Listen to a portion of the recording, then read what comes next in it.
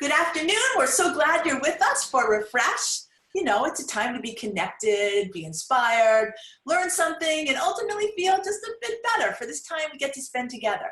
And you know, that's what Generation W is all about. You know, when asked how to recount how we spend our time, and that's what I do actually, when I sit down to write these messages, I think, okay, what's going on this week? What did I do? What's in the news, et cetera, et cetera. I don't know, take a minute and think about how you would respond. You know, what do you immediately go to? Is it the highs, the high points? Is it the low points? Or is it just a regular accounting? Just check the boxes. Yeah, I did this, I did this, I did this. You know how that goes, right? Depending on the day, it could be any one of those. I find that we often discount the daily wonders and they fly by. The precious moments that earn a smile. And then what happens? They fly by. I find that the efforts that deserve gratitude, we acknowledge them, nod our heads, and they fly by. And I say that because when you sit down and think about them, they have flown. And yet, COVID stopped the world, and now it feels like time is flying by. The concept of time, I don't know how you feel, but it feels like yet a new normal. I can't really get my arms around it. Not sure I'm happy with the way I got it figured out. But I've caught myself in the flyby, essentially, recounting my time by thinking of, you know, what are the things that bothered me most? Not very productive. Not fully owning the remarkable and the amazing that is happening every day. You see, on Friday, I got to speak to one of the most amazing people in the world. That's right. No holding back, no equivocation. Dr. Edith Eger, author of The Choice, a Holocaust survivor, a psychologist, and our tribal leader. She is a tonic for the soul. Such wisdom, such grace, such a gift. And many of you have had the good fortune to know her spirit. And I have to tell you, I reread my notes from our talk all weekend long. Actually, I keep all the notes from our conversations because she is so uplifting. And you know what's so great is she will be with all of us again at Generation W. And then there was this morning earlier, I had the opportunity to listen to two young teen artists and activists who shared their vision and voice for a world that includes them and their gifts. So powerful. Oh my God, so moving, so moving. And again, they too will be with us for Generation W on September 11th. Now this message, this opening did not start out to be a commercial for Generation W. I was just thinking about my time and just how blessed I am to be able to connect with such remarkable people, which includes all of you as well.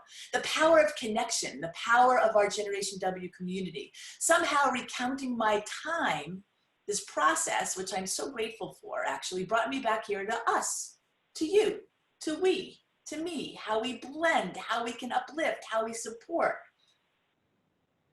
This week for me, in addition to our team that is working incredibly hard to do all of this, it is the voices of women from 19 to 90.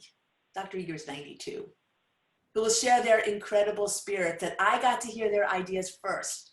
It really made for a week where there was wonder and precious moments and gratitude.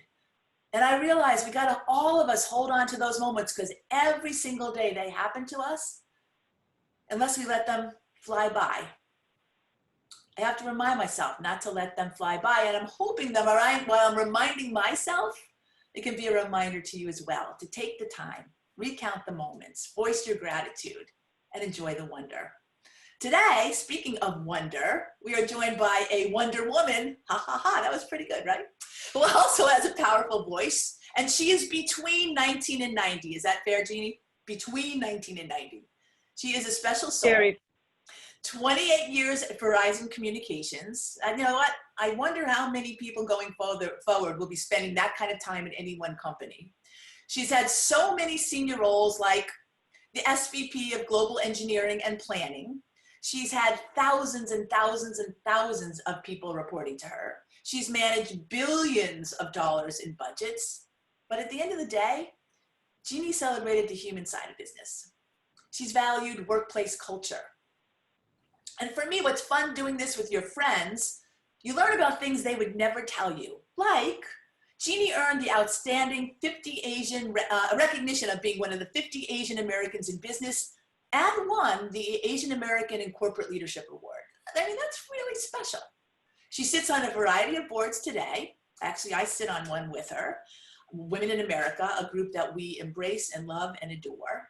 And she's a vice chair and trustee of her beloved alma mater, Tufts University. She is also a proud immigrant. Jeannie, I will reiterate, you are such a very special soul. When I am around you, when I am with you and we're talking, you always seek the positive and a path to get there. You have this very calming influence. So today we're going to talk about all of that, finding solace, right? How to keep grounded, focusing on the present, all that good stuff. Jeannie, thanks for being here. Oh, thank you so much, Donna. This is such a delight. And I give you so much credit for creating, honestly, this weekly habit, right? Because as I was thinking about our conversation today, it reminded me how this has become actually a positive weekly distraction that gives so many people solace to come and visit and not only see your smiling face, but also just having the opportunity to see each other on Zoom and listen to each other, which I think is fabulous. And I just want you to know that I have not put mascara on since first week in March. So this is true love, my friend. Yes, and by the way, and I got the lipstick on for you and my mother, who I hope made it because, hey, although it's very, very, very good. So it's not only special for me, but it's special for everybody. Listen, this is a quote, an exercise. You put together kind of your headline, your guideline for life, which is you are an inspirational and thoughtful guide, amplifying all voices to unleash their inner goodness and achieve their life's true calling. That's pretty robust in terms of a personal headline or news headline, however you want to say it, that you have laid out for yourself. Why don't you share a little bit about that with us? Yeah, so as you recall, Donna, because you were there when we did our Women in America retreat in January, seems like decades ago, no pun intended. One of the exercises we did was the decade game, right? And I spent some time because the instructions were to think about what is your purpose in life and to think about that deeply. And also, if you look ahead, so 2030, right? 2020 in terms of big numbers is big enough when you say 2030. So what would your headline be? And I spent some time after that retreat putting what I thought would be right words to describe what my aspiration would be, to be known as, sort of the legacy, right? And I carefully crafted those words into that sentence. And originally, Donna, truth be told, I used sort of like inspirational and thoughtful leader. And then I thought, well, leader sometimes can be constraining, although we talk a lot about, you know, servant leader, everybody can be a leader, but still it has the connotation of business or an entity or a unit or something. And I thought, well, I want to think further about that. And then I thought about a friend. And I was talking to a friend of mine recently about this, and she said, actually, I think you're more like a guide. And I thought, oh, I love that word. I love guide. So I put that in. Self-awareness is something that I've been working hard at my entire life, much more deeply in the last, I would say, 7-8 years. It's something that I strive to every day to be more self-aware. And just the fact that I have the opportunity, and I'm so grateful I have the opportunity to learn and work with so many incredible people, and especially women who give me so much solace themselves and places to go. And so my wish in 10 years is to look back on my life and say, I actually had a positive impact on somebody, right? And if that's multiple humans, even better. So yeah, we'll see. Well, we don't have to see. We already know, Jeannie, that you have had, listen, you have managed, you've had like 10,000 people in your organization at Verizon. I have no doubt that you have impacted not only each one of them, but organizationally, the cultural way you can work in a company to make a difference. Yeah, and one thing I learned over the years, and I learned so much from mentors and people around me, and not just people above me, right? I try to also learn from, frankly, anyone in my organization or people that I come across that I find are so inspirational in so many ways. And often it's a personal journey that people teach you lots of things. And I've learned phrases or belief sets that I repeated over the years. 28 years is a long time. Yes. But you learn from that, right? And that is, I've said this often to folks I know, and that is just learning to take what you do every day seriously, but really not taking yourself seriously, right? Because I think there's a danger that when people take themselves seriously, when I remember the days when I used to overthink and overlean and think of myself as the center of the universe in there. Oh my goodness. Did you really think of yourself that way? That's interesting. Okay. Sure. All you have to do is ask my kids. And then you realize, well, it really isn't about you, right? Life isn't always about you. It's about what you do. It's about what impact you make. And it's about how you make people feel, right? And I think we all know the phrase, right? I forget who said it, but it's at the end of the day, it's how you leave the feeling in other people that make lasting impressions.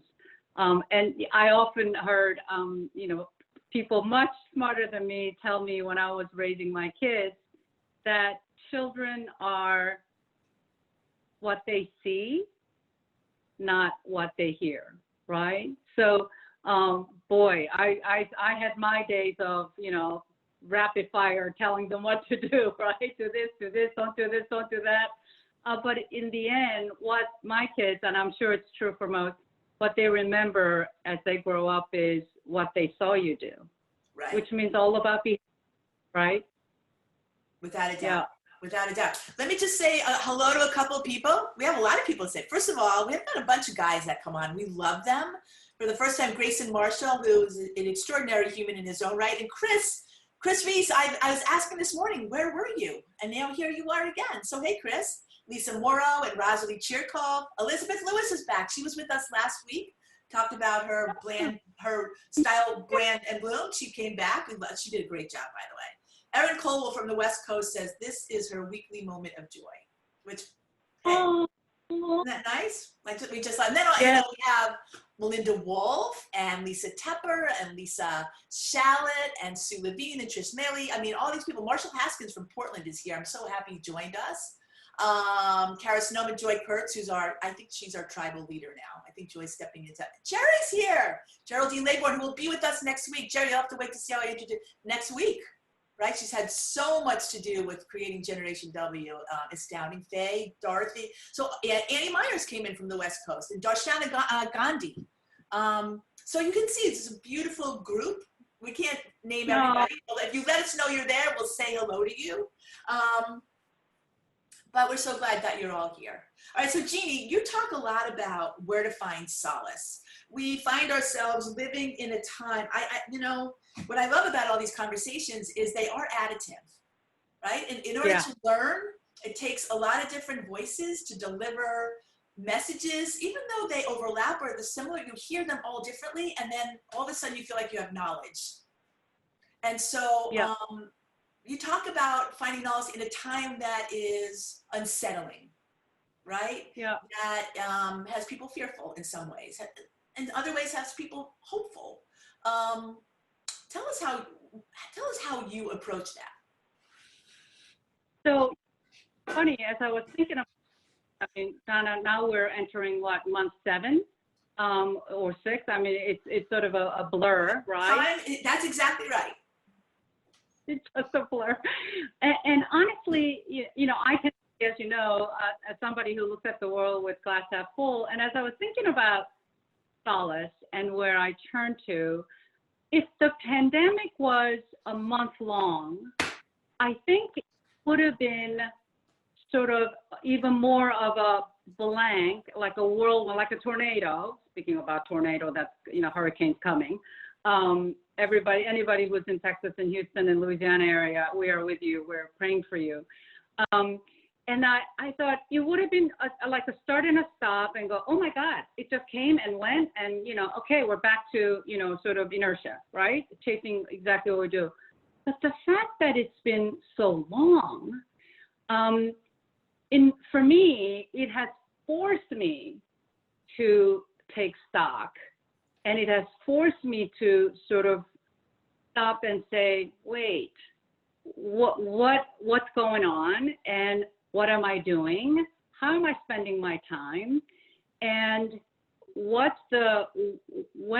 is my body tight, right? And when do I have my shoulders all crunched up? And when is my brain so full that there is no room for anything else? And I think that what gives me solace personally is one, just being outdoors, right? So nature, and in any amount. And sometimes it's nothing more than sitting outside. I have a little table and 2 chairs on the side of my house that I often visit, usually first thing in the morning when it's a little bit cooler. And at dusk, I love dusk. That's my favorite time of the day. So I sit outside and I just look, you know, and sometimes, you know, I'll see more than my usual dozen squirrels who is busy bearing nuts at this time. But I'll see like a red-tailed fox walking by if I'm quiet enough and sitting there. And it's just taking everything else in my head on pause and giving me the opportunity to notice the tiniest little things that's in front of me. It could be a tree, it could be a branch, it could be an animal, it could be something dirty, whatever it may be. And just giving myself that focused attention as a means of taking a breath, right? And I golf, as you know, and that's another form for me of being outdoors. And I'm also a hiker, actually kind of a wannabe hiker. And I walk when I golf, and that gives me another opportunity to just be out there in nature, outside, walking, and just enjoying being outdoors. And I wish I had more time and opportunity to go off to like a week-long backpacking event. I think it can be done. I just have to honestly put my mind to it and make plans and do it. So that's sort of on the docket, maybe as the fall arrives. Second piece I would say is in the category of distractions. And distraction can sound a little bit negative, but it's sort of a way for me to put aside all of the bombardment of the current issues, right? What's happening with COVID? When is vaccine going to arrive? What's happening with the school system? What's happening in New York City where my daughter lives? All those things, but giving my brain a little bit of space, a little memory space through, and I get distracted. I love to get distracted through the typical means that we all do, right? Reading books. And I usually have 3 books that I'm reading at the same time. One is always an audiobook that I listen to when I'm driving. One is a physical paper book that I have by my desk. And the third one is something that moves around with me around the house. I like to combine nonfiction and fiction as things go, because it sort of keeps me occupied as I enjoyed listening and reading. And of course, there's tons of things I listen to on podcasts. I love listening to podcasts, and there's several that are my favorites, and I can mention them if you like. I love poems, and I think poems to me is another escape mechanism. I like to write a few from time to time when something sort of inspires me, but I love listening to just either classics or even contemporary poets around issues of our time or sort of eternal issues that never goes away. And then the third piece, of course, is just spending time inside my body and mind, and that's self-exploration and self-care. Luckily, my yoga classes went on Zoom, so I've been doing my yoga classes nonstop since COVID, which is great. I've created a little small habit from the beginning of the year of doing my daily meditation, which has been a godsend. And I use Dan Harris's 10% Happier app. He also has a podcast. And it's been a real a changing agent for me to meditate every day. And the last piece on self-exploration for me is journaling. Being the typical perfectionist, I used to want to journal and open that beautiful paper with a blank page and stare at it and say, where do I begin? Because I want that perfect sentence to appear from my brain to the paper. Never happens. And I just ditched that this year and said to myself, you know what? Whatever is in there, good or bad or indifferent, just let it go. And I haven't stopped. So I've been journaling every day since beginning of the year, and that's also been a great place of solace. I'm taking notes here, of course. There's a lot to unpack here, right? Because you're providing a tremendous amount of guidance. All of us here either have been on the phone with each other or our friends or our family, looking how to break out of it could be some sort of stress cycle that we're in, right? It could be, there we go, brought on by our worry about getting sick, about getting to work, all of these kinds of things. And so all of these things are really helpful guidelines for us, right? So I don't know, people who are with us, our community, tell us, which one of these do you do? Nature, I know, like at the end of the day, I would love to go for a walk. I'm just not making as much time as I want, but it's such a good thing.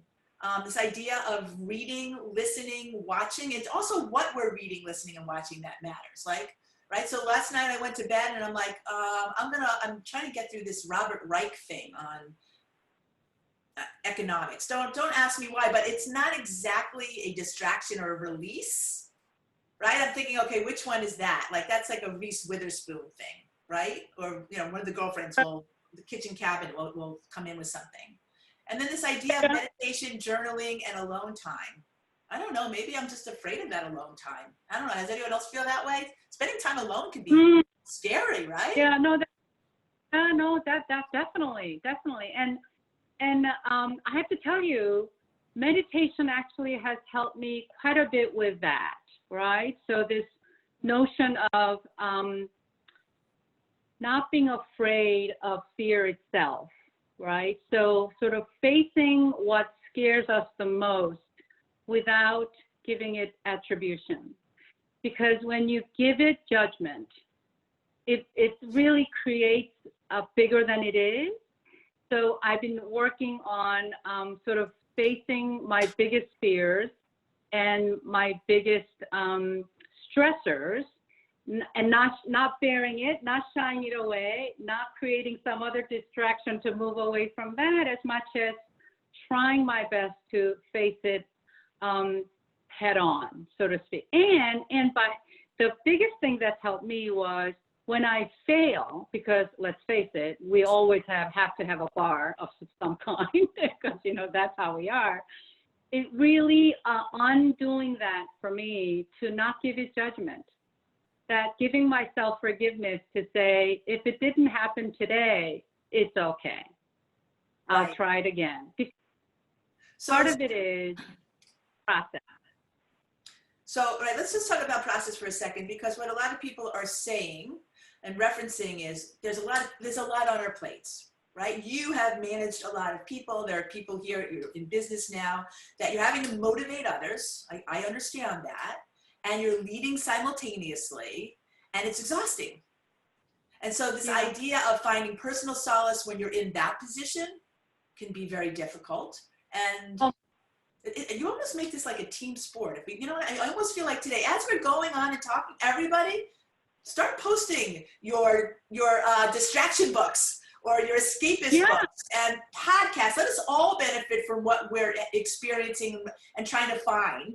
That would be great. But how do you handle that when you're leading, motivating, and kind of feel like don't have enough energy yet left? You know, Donna, it's funny because I look back, you know, those of us who've had the full career bit and now we're doing things differently, I look back at the days when I was running around managing that kind of an organization and, you know, working, I swear to God, it felt like 28 hours a day. And I wish in some ways I took the time to put into my daily routine. So this is where I love listening to you talk to Sanyan last week about habits, right? So it's sort of putting that time, frankly, what I do now is I put time on my calendar and I block it off to actually spend time doing the kind of things that I talked about here, which is just taking in stock, rechecking with yourself, right? To see how you're doing. Are you actually doing what you said you'll do, right? That's the other thing, kind of doing the full circle back to say, I'm gonna put 1 hour on my calendar on a weekly basis, whatever that's available to you. Because I don't know about you, but when I was working full time on payroll, my life was ruled by my calendar. Between my assistant and my calendar is what ruled me every day. So what I learned to do as a small habit is actually now what I do is I put a full day to the extent possible, if not every week, every other week. And I have a term as a hiker. Those of you who hike on the Appalachian Trail, you would know we have this term called the 0 day. A 0 day is after you hike for a week or two, you go to a hiking town, a trail town, and you actually rest. You do your laundry, you restock your food, and you sleep, you shower maybe if you're lucky, and you take a rest. And I have on my calendar 0 days. And what's great about that, Donna, is when I get to that day, I'm like gleeful. I'm like a little kid. It's like, yay, nothing on my calendar. No, you know, it's interesting because what Jeannie Milbauer says, she appreciates is the reminder to be intentional. I, of course, am thinking about my lovely daughter-in-law who has 4 kids under 10. And she's probably like screaming for a 5 minutes, let alone a half hour or an hour, right? And so her calendar, she's captive to the calendar of her kids and her family, especially in this lockdown period of time when there's far less opportunity for outside help, right? And so I love the idea of intentionality. I love the idea of writing it down. I have to just tell you, Chris says, happy tears, been looking for help finding solace. So people are really looking for it. Jakimpa talks about deep breathing, mindfulness. And Karen Ann wants to know, what's the name of the app that you just mentioned? The app you mentioned. And Sherry, maybe if we can put it somewhere that people can see it would be great. 10% Happier. It came from a book that Dan Harris wrote many years ago called 10% Happier. And it's about it's meditation for skeptics, really. That's how he calls it. And it was certainly for me. And the app has come a long way. It's really robust and helpful. And it's all guided meditation, which is fantastic because I'm still working on meditating with complete silence, which I don't do well. So guided meditation really helps. And he also has within it podcasts where he interviews meditation teachers and others, and it's fabulous.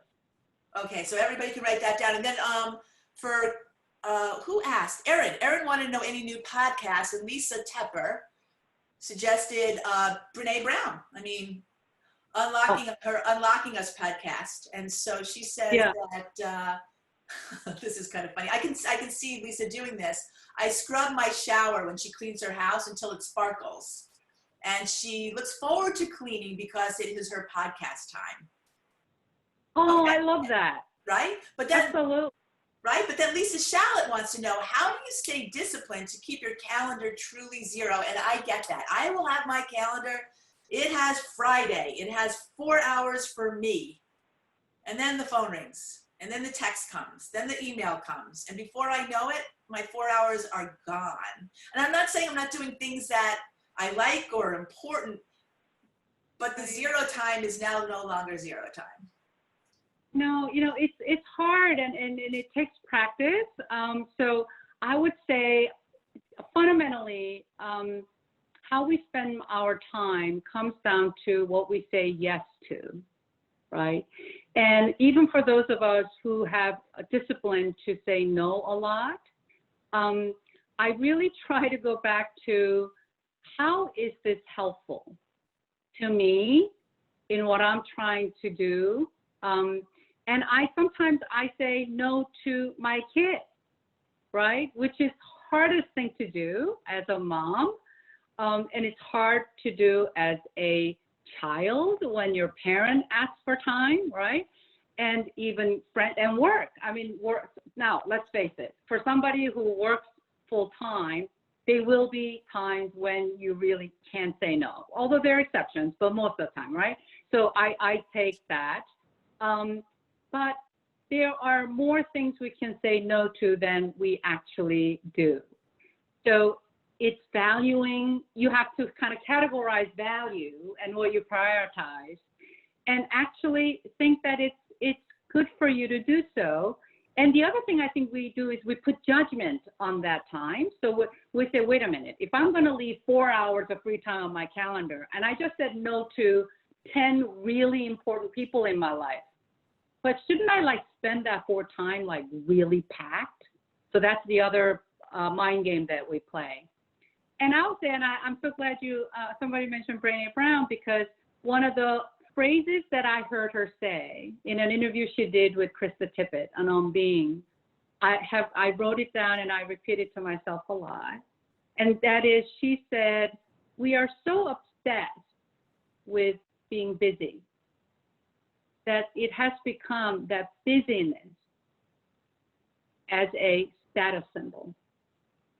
And it just stuck with me that, and I remember when I was working full time and, you're running around doing a million things, your first thing out of your mouth when somebody says, oh my God, how are you? And you say, oh my God, I'm so busy. I am just so busy. I got so much going on. I got a million meetings to go to, but we should take time and have lunch. Of course, it never happens, right? And it really stuck with me about this social norms that we've conditioned ourselves in terms of putting our value in the way we keep busy. And if we don't keep busy, we feel less valued. We must not be doing as well, quote unquote, or we must not be adding value to the system. And in some ways, seeking solace and seeking solitude, I would say, is antithesis of that kind of social norm. So to me, it just takes time to develop. Again, it's like a small habit that you have to kind of figure out. Yeah, that's what I would say. And Joy has added, one of the biggest things is to actually disconnect, right? We're so tied to our electronics, right? I walked my dog this morning at 8 a.m. and I made sure I had my phone. And I said to myself, why am I doing this? Because sometimes the phone rings, or maybe I want to call somebody, right? And I'm thinking, why don't I just take those few minutes and convene with nature and my dogs? But I didn't. Now, some mornings I do that, and then I'm like, oh my God, I don't have my phone. So anyway, no phone, no computer for an hour at a time. We know how good it would be for our kids, So it has to be good for us too. So hard to do, so hard. And one thing I did want to add, Donna, that I thought about just yesterday was humor. You know, humor for me is a great distractor, right? So when we talk about binge watching or reading or watching, just comedic humor, just something that makes us belly laugh, right? Because these are sad times, and there's a lot of things happening that really makes us cry.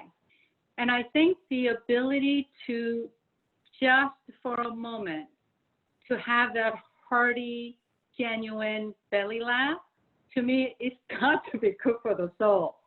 Without a doubt. Right?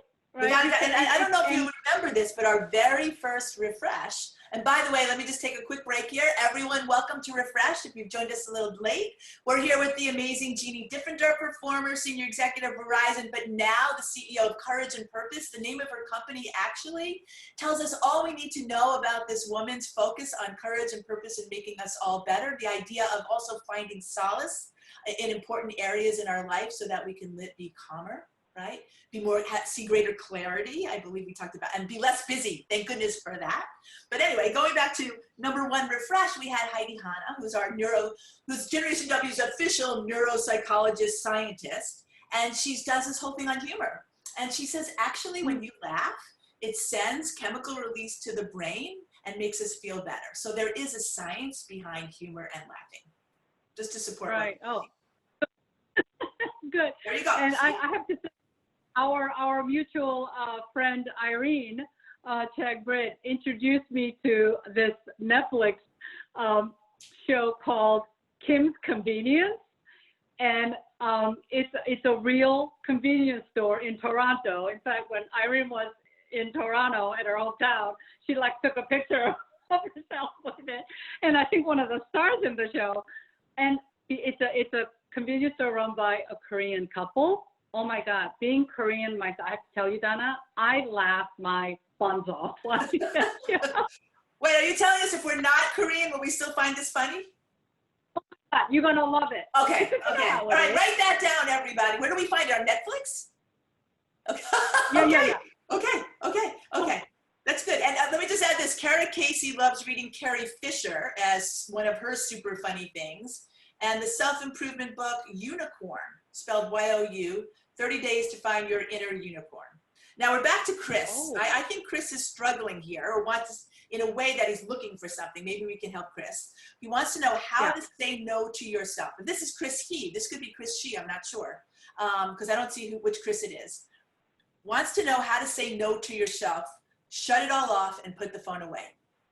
Again, I think that's like Lisa saying, how do you make sure you have a 0 day? Yeah, so I would say start small, right? Because habits are formed by not going from 0 to 180. I think habits are formed by going from 0 to 1, and then maybe going back to 0, going from 0 to 2, right? And give yourself that room. I would say give yourself some space and to say, you know what, it's a process. I'm not measuring myself to, be the, 100%. So maybe find a activity that is least impactful to you by not having it, even if it's for like a minute, and see how you do. And then depending on that, maybe go a little further and give yourself permission to go back. It's okay. It's sort of like meditation, right? Some days I sit there and my brain just explodes. I'm thinking about everything and anything that's happening in my life other than meditating. But I'm sitting there pretending like I'm meditating.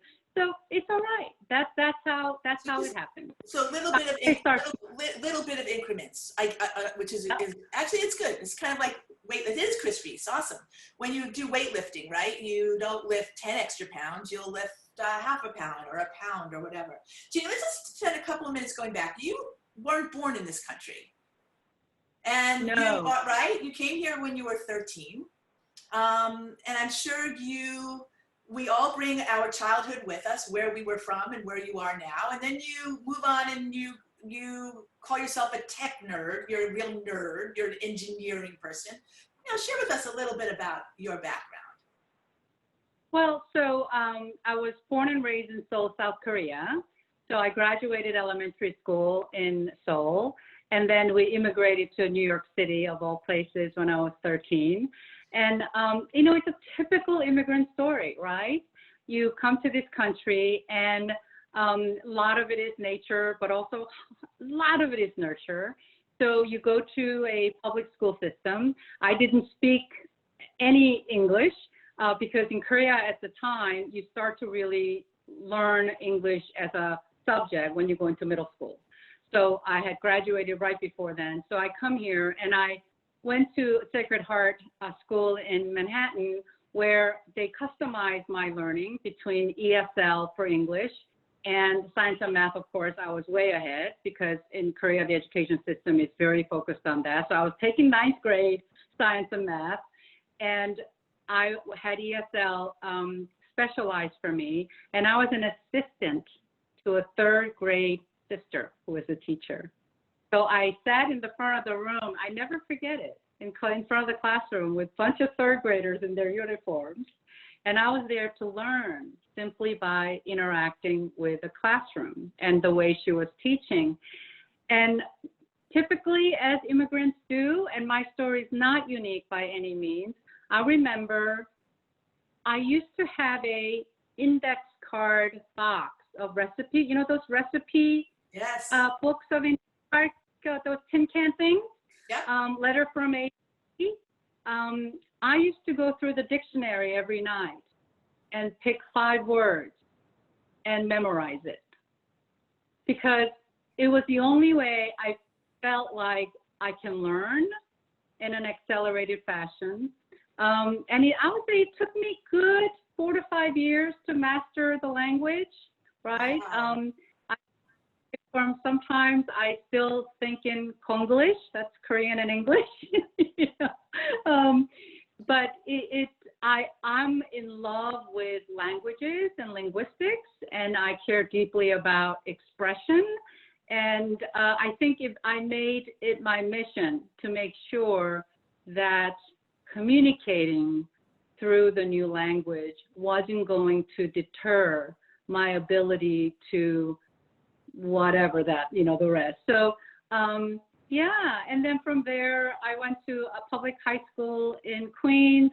Then I went to Tufts, of course. And being, you know, who I am, of course, it's always, you know, lawyer, doctor, you know, engineer kind of thing. I never, ever thought twice about what major I needed to study.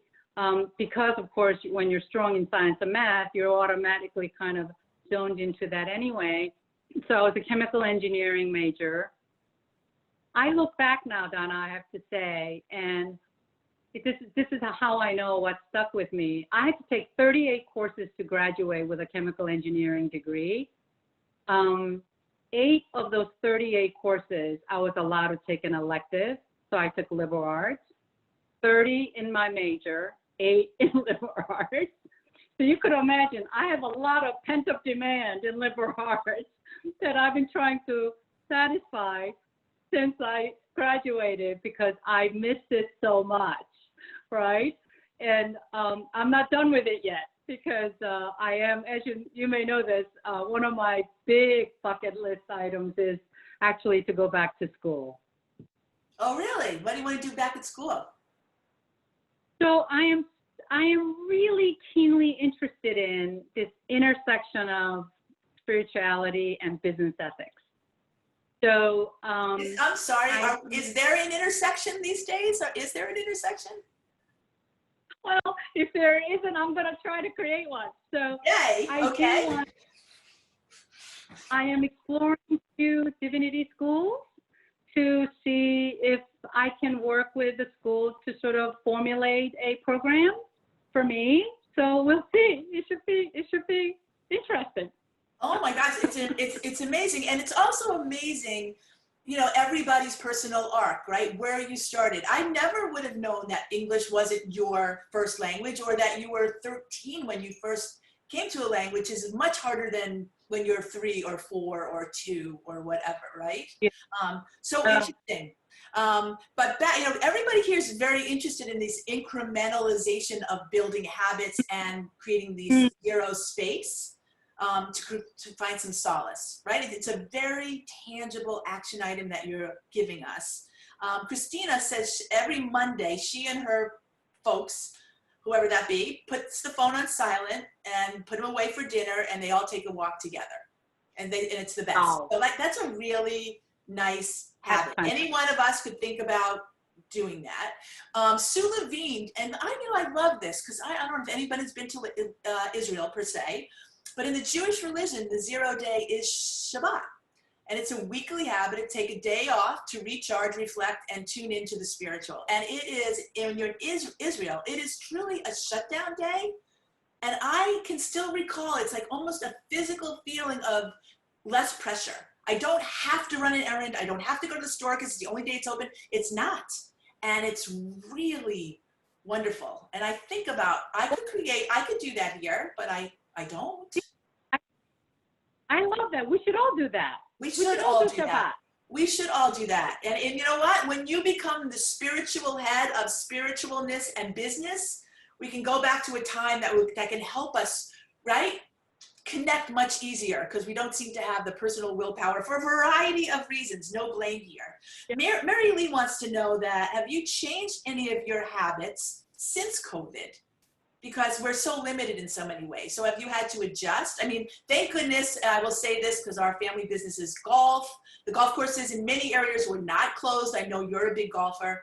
But any kind of changes you've had to make? Well, so I would say what the forced quietness has done for me is to really evaluate my habits in terms of habits that I currently have. And you need to really take stock in what is defining a habit, right? And then think about what are the bad habits that you want to really kind of work on to create space for the good habits that you want to fill in. And I'm not sure that I really got rid of any habits as much as I would say that I've been working on evaluating criteria for what I consider to be a desired habit and giving it priority in mind. I'm laughing. It sounds like just like an engineer. I am putting together criteria for my habits. And I'm like, wow, okay, I'm learning. I mean, it's a disease. So it's sort of giving it priority. I was going to say wait, but no, that doesn't work either. So giving it sort of a priority in my mind as to why do I think that's important to me, right? And is it because I hear from external forces that that's the norm? So it's sort of questioning everything, going back to the basics of really deeply questioning the why. Why do I consider this habit to be good? Why do I consider this other habit that I desire to be good? And so you really get inside. This is why the self-exploration for me is so important, right? Because it really gets to the root of what is causing you to want to do or not do things in the way you spend your time and energy. And again, and not trying to put judgment on it, because my biggest issue, I don't know about anyone else on the Zoom call, my issue is I put then judgment on it, right? So immediately I go into, well, I'm not doing as well. Well, am I failing? What's wrong with me, right? You get into that whole thing. And the biggest amount of work that I try to do with myself in my head is recognizing when the judgment on me starts to enter my head. And the only progress that I can report on this matter is that more often than not these days, I recognize it the minute thought enters my head. Which means I'm making progress, I think, right? Because unless you recognize it when it happens, you can't really change it. So I'm working on that. But I would say there are certain things that I thought were important prior to COVID, because again, as much as I like to deny it, my life in its own form is running on inertia, right? So it was on inertia, inertia. Because that's how I always did it. This is sort of my new norm. This is what I do every day, Monday, Tuesday, Wednesday, Thursday, Friday. So then when you take stock to say, wait, now that I'm not traveling, all my meetings have been canceled. I can't go anywhere to meet friends for dinner or lunch. I can't go into the mountains and hike for a month because they closed all the parks down. So now what? Then it really forces you to think about, what was I doing and why? And what value, what good did it bring me as a human?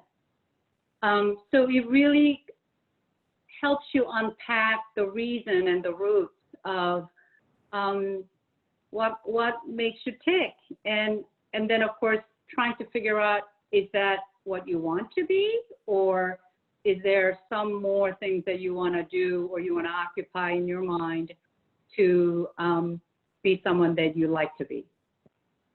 I hope that helps. I hope so. I hope that helps. I did want to ask you, we just have like a few more minutes. As you know, we are going to have Generation W on September 11th. We're going virtual. It's been an engaging, and we'll talk a lot more about this last week. But you got to attend. I think you've attended twice, I believe. Once. And I remember you pulling me aside and sharing with me your reaction to the experience. And I was very grateful for it, obviously. And I was wondering if you were willing to share that here as well. Couple of things. You know, you remind me of a quote that I read from, I think it was from Robert Frost, the poet, who said, as I get older, my teachers get younger. And it's so true, right? Because I certainly sense that. I was struck by the diversity. I was just so struck by the variety of kinds of faces that I saw in the audience, on the stage. And it just gave me, I have to tell you, Donna, such incredible joy to be in an environment with such incredible, young, robust, energetic, passionate diversity. It just, I was struck by that. So thank you. That was fabulous. Thank you. That's what I told you, and I could still feel it talking about it. I know, we can all kind of feel it. We're trying to take all of that feeling we have and bring it to the virtual world. And it's interesting, you're an engineer, and I call on that because on one hand, as we look at the new technology, there's a lot of talk about what it doesn't do. I think that creates barriers. There is a reality to that, but I also think if we embrace it, there's a lot that it can do. And we tend to want to focus on what we can do, right? And so September 11th, we're hoping all of us will be here across the nation, across the world. Please invite all of your friends to experience the diversity, that emotion, that energy, all that comes through. I have two little last questions for you, because I want to make sure we, Pixie, hey Pix, nice to see you. If this task or activity is soul-filling, if you ask yourself, is a task or activity, if it's soul-filling, if it's not, do you reevaluate taking on the task? It's kind of a prioritization of what, you know, if something's not worthy of your time. Are you intentionally evaluating it and then bringing it in or discarding it? Yeah, yes and yes, right? Because the value of that exercise is the first piece, which is actually noting and noticing and giving it your headspace. What happens after that process, to me, is almost secondarily important as to the process you take yourself through making that note and going through the process, evaluating it. To me, that kind of builds on itself, right? It's also, to me, a flywheel. It builds and builds and builds. And to me, it exercises your brain and mind and your heart around taking stock And again, this is that intentional thing, being intentional about how you impact your environment, yourself, most importantly, and your community. That's what I would say. Awesome. Last question from our audience. Lisa Morrow wants to know, has your daily meditation helped redirect judgmental thoughts? Yeah, powerful. 100%. I would not, I mean, and Dan Harris probably is gleeful if you ever heard me talk about him so much. But I would say that meditation for me is the primary reason that I've been able to note the second my head goes into judgmental mode. And it started out by not recognizing it all. And then it went to, oh my God, I did that yesterday. But I didn't see it when it was happening. To now, when it enters my mind, I note it. So I have a shot at actually changing the outcome of that judgmental thought, which is a huge improvement for me personally. So absolutely, that helped me. Great. So let me just say, Joy Kurt said, anyone loves books and poetry. If you haven't read The Rent Collector by Cameron Wright, it's excellent. I'm going to ask our Jamie. We send out a post letter to everyone post this. Jamie, if we could include everybody's recommendations, that would be great. If you have further recommendations, just post them on Facebook or send them to us. That would be terrific.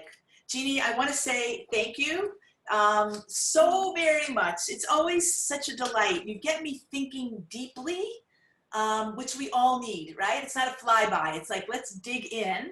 I love when you said, take what you do seriously, but not yourself. And I also love the quote. I will check if it's Robert Frost, but right now he's getting the credit, which is, as I get older, my teachers get younger. There's a beauty in that as well, right? Which opens us up to the world, the total world, right? Just because someone's younger doesn't mean we can't learn a lot. Actually, the intergenerational connectivity is part and parcel of our Generation Wow work. So thank you, Jeannie. I want to ask everybody to remember to save the date, September 11th, put it on your calendar. Actually, just register. Registering will be great. I will tell you that the speakers, the topics, the programming, I'm excited. I'm moved. I'm anxious, but that's just part of the course at this part of the development process of the creative. But honestly, please join us, because it's really about you. It's really about us coming together, all of us, bringing all of our points of view, and you will see that represented so beautifully in the voices, representing the lens, because we are about Vision 2020 this year at Generation W. Next week, we are so happy to welcome the inimitable Jerry Laybourne, the extraordinary, the magical, the wonderful, the amazing. She made Nickelodeon what it was. For all of you who grew up on Nickelodeon or have kids that love Nickelodeon, that was Jerry. She founded the Oxygen Network with Oprah Winfrey. She's a media entrepreneur. She is also a tribal leader, co-founder of Day One, which we'll learn about, actually really out of the box thinking about how we can change education for little kids, where it is the most important. She's one of the key inspirations and driver of Generation W from before Day One, and we'll talk a lot about Generation W, a pioneer and national treasure. Yes, that's all Jerry Laybourne. You'll want to spend time with her, so refresh with us next week. Minutes with her, like minutes with Jeannie, they just lift your spirits. I want to thank everybody, of course, the entire Generation W team, Sherry, Stacy, Jamie, Kasha, Christina, Tara, Mariah, and of course, Ruth. Listen, I spoke about time flying by and the wonder and the gratitude. I am thinking about our friends on the West Coast who are caught in the fires. I've been making calls and sending texts, letting me know we have open bedrooms here. It's frightening. There's a hurricane coming down in Louisiana. We have got friends there too. Listen, we've got friends everywhere, so we're always concerned about them. We're a hurricane destination. And I was going to talk about this, but I also, my heart is truly with the Jacob Blake family. Yet another Black young man was shot at by police. And everyone says, let's wait and hear the story. I don't know. I don't care who's being shot by police. You always have to say, there's got to be another way. There's got to be a better way. So our hearts go out to him. I'm sure they want more than that. I want to all means, let's stay in touch this week. If you don't already, please subscribe to our newsletter. We'd appreciate that. JenWNow.com. Follow our social. And together, we are powerful. And together, we are not alone. Together, we are better. Thanks for refreshing. It has been a refreshment. Take care, everyone. Bye-bye. Thanks, Jeannie.